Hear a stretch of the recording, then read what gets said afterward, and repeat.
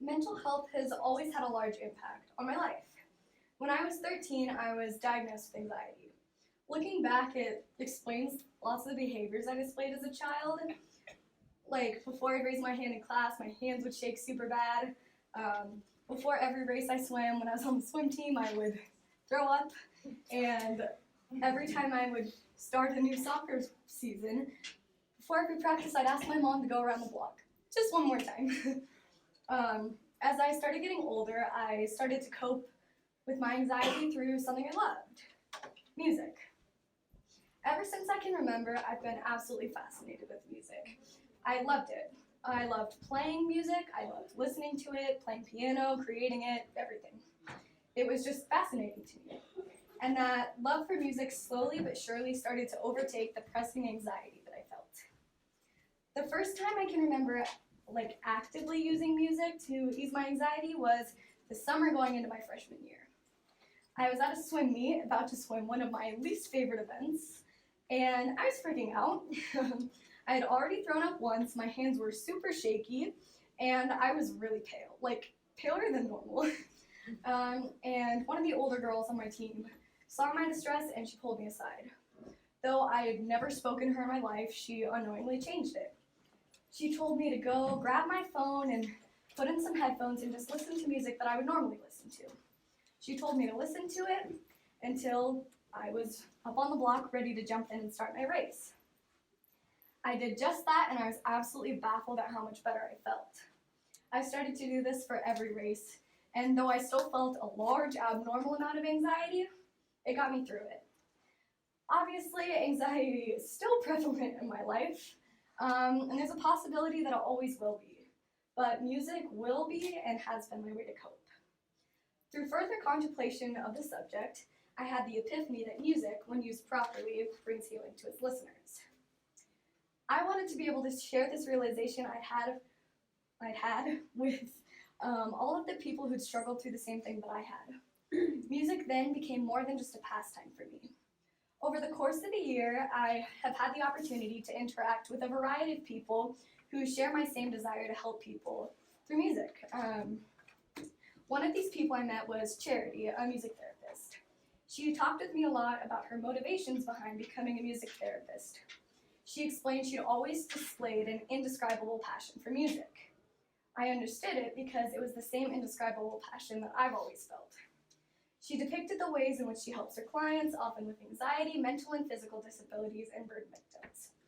She would write little melodies or poems to Bible verses, and she would play and sing in order to steady the patient's heartbeat in unison with the song. Charity also spoke about her experience in the NICU. The babies in the NICU are highly at risk for language development issues later on in life. She would play and sing to the babies in order to help improve their language skills. Music is received on both sides of the brain. Even if they aren't receiving or able to use the language part of the brain, they are still receiving language input through music on this other side of the brain. Though it's really complicated, it's something that's incredibly interesting to me, but it's also something I want to take part in. She talked to me about how she would play for burn victims while they went through their really painful processes. This would help with pain control and breath control so the doctors wouldn't have to use as much sedation. It gave the patients a form of a distraction and focusing on breathing. The things she described were the things I felt that I'd been led to do in almost the exact ways that I wanted to do them. This led me to feel more confident and eager to explore music therapy through my Capstone experience.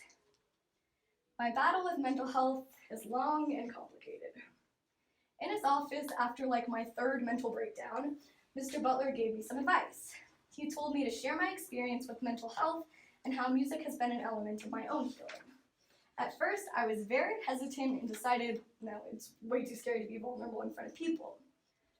Then, after lots of consideration and contemplation, I realized that in order to tell you why music therapy is important, why it's effective, and why it's healing, I had to tell my story. For years, nothing about my mental health was consistent.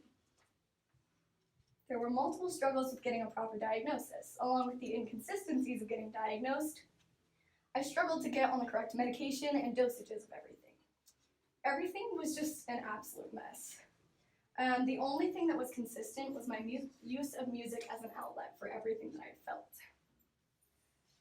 So more often than not, I would bottle up all my emotions because I was embarrassed of my struggles with mental illness. I didn't want to become my mental illness, so I'd bottle it up until eventually I would explode and it was disastrous. Eventually, I came to the conclusion that I didn't want to do this anymore. I couldn't. It was toxic and self-destructive, and I was ultimately setting myself up for failure. One song is all it took for me to realize that I could do something about it. Whether a song is 3 minutes or 10, it has the possibility to bring your emotions to a new capacity. Music has taught me that vulnerability isn't a bad thing at all. It's actually essential to a healthy mental state. It allows one to understand what they're feeling, know that they aren't alone, let it out, and move forward. After this, I realized that I was often weighed down because I was neglecting how I felt. It was like this realization of the importance of music took a huge weight off my chest. Something like this carried me pretty much through the entire high school. I realized that listening to music was immaculately helpful, but so is composing it. It was also a way to release the pain and anxiety that I felt. Writing and listening to music carried me through freshman and sophomore year. Junior year rolled around, and as things started to pick up, I had stopped using music as a way to help myself. I started spiraling further again, missing meals because I had no appetite, sleeping constantly because I couldn't see a point of getting out of bed, going to school, and throwing up because the stress became unbearable. Life continued to pick up, school got harder, and my relationships with the people around me started to fail. I reached a point where I couldn't take it anymore, and I would do anything I could to get better. I continued with using music as my coping mechanism. I realized that with everything that had been going on, it was so easy to forget about all the good things that life has to offer. Music brought me back down to earth. I got out of my head and unhealthy tendencies and got back into the swing of things and how they should be. If I hadn't, I have no idea how I would have gotten through this year. With all the projects, finals, college decisions, Capstone, all of it. I would not have had any idea what to do. Now I know how to use music to relieve my stress. It's become more than just listening and writing music. It's so much more. It's experiencing and admitting vulnerability. It's knowing what's going to help you, what kind of music is best for you, and knowing which form of music therapy is going to be the most helpful. Because of my personal experiences, I decided I wanted to educate others on something that was not only life-changing and important to me, but something that's good and pleasing to God. Music reflects the beauty and creativity of God, but it's also a form of worship. Though I still struggle with mental illness, and it's a thing I will work on possibly for the rest of my life, music has been a huge step in this healing process. I'm no longer my mental illness, and I'm no longer alone in it. It might be cheesy and cliche, but it's cliche for a reason because it's true. Music has freed me from something that's controlled my life for years. Because of this, because of my journey, I wanted to show the people around me the freedom that music has provided me. Now, music therapy can be defined as the clinical evidence-based use of music interventions to accomplish goals within a therapeutic relationship. Lots of big words. It's proven to be effective for all ages, all abilities, and is often used to improve emotional functions and motor control. There are two different types of music therapy that are situationally effective. Active music therapy and passive music therapy. Partaking in active use of music therapy consists of engaging the client in singing, music composition, and instrument playing. This type of music therapy is shown to improve depression, PTSD, and general mood disorders. For example, this technique is often used to calm clients with disabilities and improve their thinking skills. Active music therapy is used to help the client with their thoughts effectively as improve their focus. Rather than creating music and active music therapy, passive music therapy often consists of the client at rest, listening to live or pre-recorded music. Passive music therapy is shown to improve social skills, increase attention and focus, and ease anxiety. An example of an appropriate situation to use this technique would be in hospice care or in the ICU, when the client is experiencing something incredibly severe. Music therapists use passive music therapy in this environment in order to help control breathing by getting it in rhythm with a song, as well as to cover up the endless beeping noises of the hospital. Looking at this from a neuroscience perspective, it's important to remember that passive music therapy and active music therapy activate different parts of the brain. Music as a whole is received on both sides, as I previously stated, even if both sides aren't able or receiving the language part, they are receiving other language input through music on this other side of their brain. Therefore, it helps form neurosynapses. Music therapy is beneficial to brain waves, breathing and heart rate, and state of mind. Often with changes in brain waves comes alterations within other functions of the body. A strong beat can alter brain waves to sync with the beat. A faster beat can bring sharper concentration and more alert thinking, whereas a slower tempo provides a meditative state with a calm effect. The parts of the body that the autonomic nervous system controls, such as breathing and heart rate, can be adjusted by the changes music can bring. This can result in steady breathing, a slower heart rate, and relaxation. Music is also used to bring a more positive mindset, helping to ease anxiety and depression. The sound of music and its lyrics and the message it's conveying can be a road to a new mental state as well. This can prevent stress from taking a toll on the body and mind and can help keep levels of optimism up. A biblical example of the effects of music therapy can be found in 1 Samuel 16. The first part of 1 Samuel 16 discusses the identity of evil and the key to Saul's suffering. An evil spirit had been tormenting Saul, so his attendants told him that their Lord would command his servants to search for someone who could play the instrument, the lyre. Saul was told that someone would play the lyre when the evil spirit came upon him, and because of the music from the lyre, he would experience relief. Saul was told that David could play the lyre, so Saul had David sent to him immediately. Whenever the evil spirit came upon Saul, David would take up his lyre and play. Relief would come to Saul, and the evil spirit would leave him. This is an example of passive music therapy. Another example of music therapy used in the Bible involves David, again, the author of Psalms. In order to release his angst, anger, and anxiety, David would write poetry or songs. This is an example of active music therapy and its effectiveness.